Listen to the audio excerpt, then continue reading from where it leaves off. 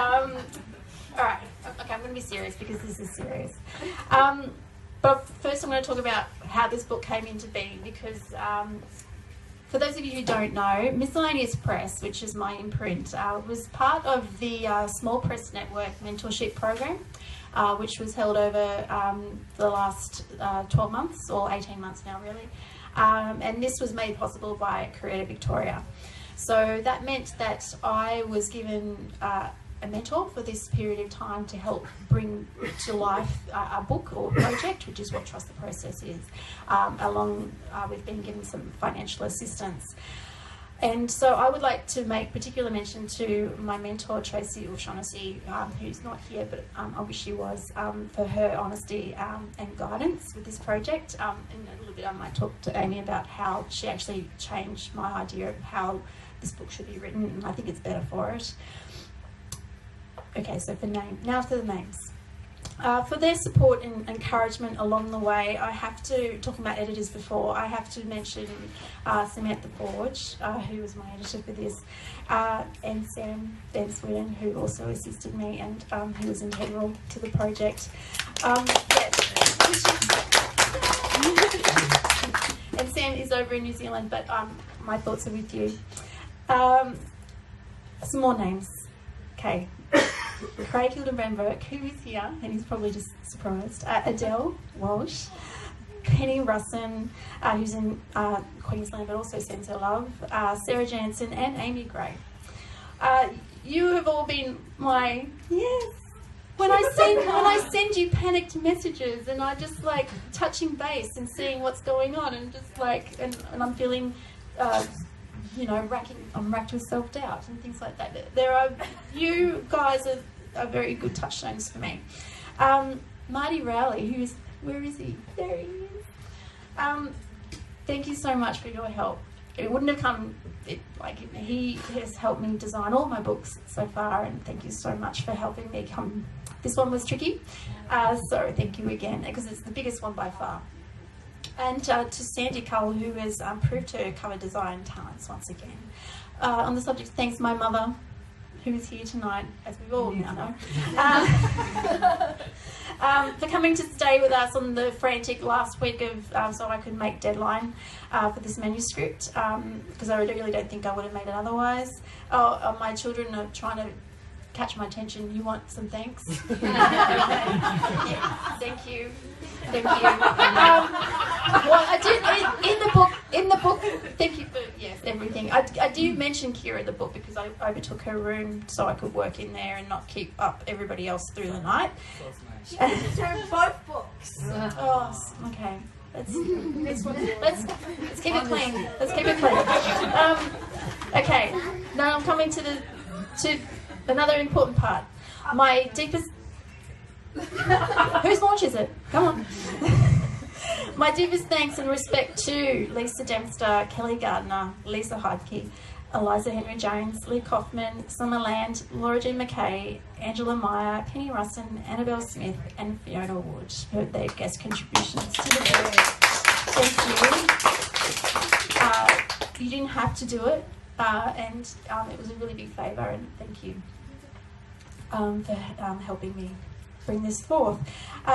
Thank you also to Jess of Cake and Madness for those beautiful cupcakes at the back, which kind of went off on Twitter this afternoon. And my thanks again to the crew at Readings for being a wonderful venue, and for you all for being here. Some of you have travelled a long way, and it is a work night. We're all hot, we're all sticky, and I appreciate it. And I thank Amy again for agreeing to launch my book for me. So that's the official part over.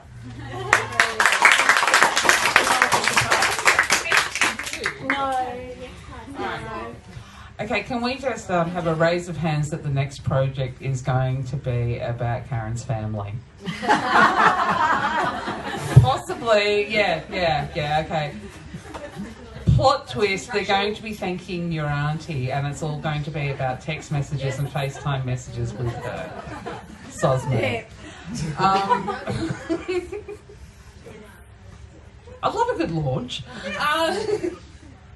Well, I mean, like it feels like a letdown, but I mean, I want to say one of the things for me as a writer is that I love is that basically I get to, get plagued by a question, and then I get paid a small amount to find the answer. Is that the book for you, or was it from your mentoring other people? How did it come about?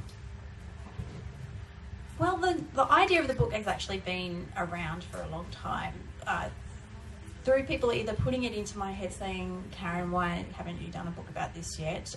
To Tracy, who said, Karen, you're stupid for not have done this book yet. This because of a lot of the teaching that I do and a lot of the mentoring and so forth. She, as a business opportunity or some sort of an entrepreneurial twist, she goes, you could be advising these people and then also saying, and by the way, did you know, blah, blah, blah, blah, there was a book you could have on it. I mean, like, writing books aren't new by any means, I know that, but this is written in particular for emerging writers or beginner writers and those people who kind of want to cross the divide, not that there is much of one between like the blogging world and traditional publishing.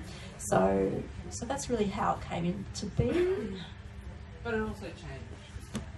Yes, so I did mention that before. Like originally, this book was going to be very lofty in its scope, and each chapter was divided by themes. And Tracy just looked at it and she goes, "Karen, what are you doing? Like, you have to deliver this book like in months. That's a book there, sure, but you're not going to be able to do it." She goes, "For God's sake, break it up to 101 blog post size things and go for it." I'm like, it was just a light bulb went off. I'm like, oh my God, yes. Why didn't I think of that before? And it's just like she sort of cleared the way. And then once I had that, I could just get to work straight away. And because even though a lot of the work had already been done, I could then sort of come up with the tips and then sort of dig out some of the work, file them under each of the specific tips, and it became much easier. So, I mean, like, I'm sure that we've all noticed this from watching you online. It's that you're actually rudely productive. And this is not a book launch, it's an intervention to get you to stop being so plot twist. But how on earth, in an age of distraction, do you remain focused and then give progress updates on Facebook on the regular and shame us? We're watching, we want answers. I think Lisa said it before really well in that she goes through very prodigious times of creation and work, and then she has a lot of downtime. Like, I have that downtime. I'm actually in that point right now because this book took a lot out of me, and when I get too exhausted, I do fall unwell. So I've been recuperating this month in between other sort of things that I had to manage along the way. So yeah, I do work a lot, and I do plan a lot as well. So I schedule posts, for example. I might schedule this and that, and so it might appear that I'm around more than I am. I think that's the bottom line. Like, I don't schedule all my social media updates and things like that. Many, but yeah, I think that's how I kind of not mask it, but it's just how it works. Yes.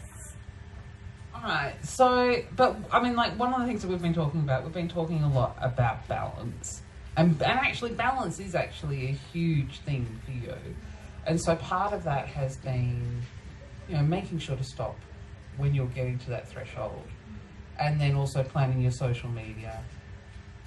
Breaking things down into manageable chunks.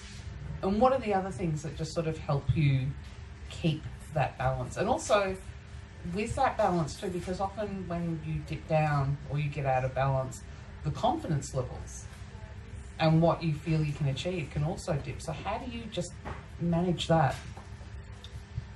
I try to surround myself with a lot of sort of inspirational things. Like, I go to the library a lot and I grab things from the shelves to read, and I may not read them all, but it's just nice being knowing I'm surrounded by that and I have that kind of access. And even though the internet provides that kind of access to a degree, I don't find it's the same thing as like being in a place like this. And I just feel like I've absorbed that a little bit. It just restores me.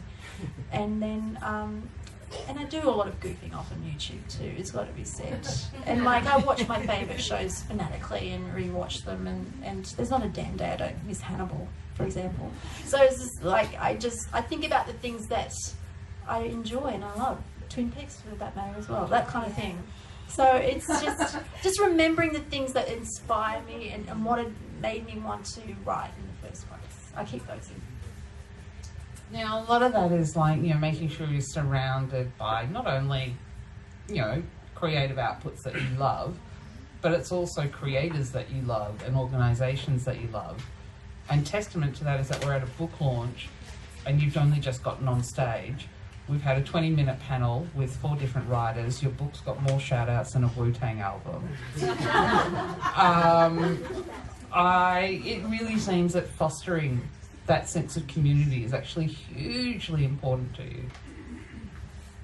Yeah, it is. I love being part of it. Like, this harkens back to my old blogging days. Like, I met Adele through our blogs back in the day, back in the old days. And and there are some people once you make these connections with people, those can go back a long way, and there is that cements. I mean, social media and the blogging and the internet world, like, for all of its bad qualities, and they are unquestionably there are some wonderful things about it as well, and it's been very kind to me, and it's been very good for me, I think, as well. So I think blogging was the start of that for me. And then I've got to say that when I do work in the arts as well, so for example, when I was at the Emerging Writers Festival, and then actively working in that capacity as well was also very helpful. Yeah. I love you guys. Gosh, she's horrible. Look, you say that, the world, the community's been good to you, but I think that this book and everything you damn well do, you horrible wench, shows that you are very, very good to it. It is just such a lovely book. You're a lovely person.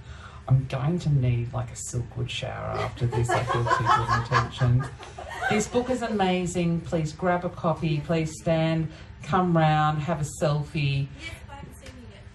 And thank you so much. And thank you so much. And congratulations. Round of applause for a horrible person.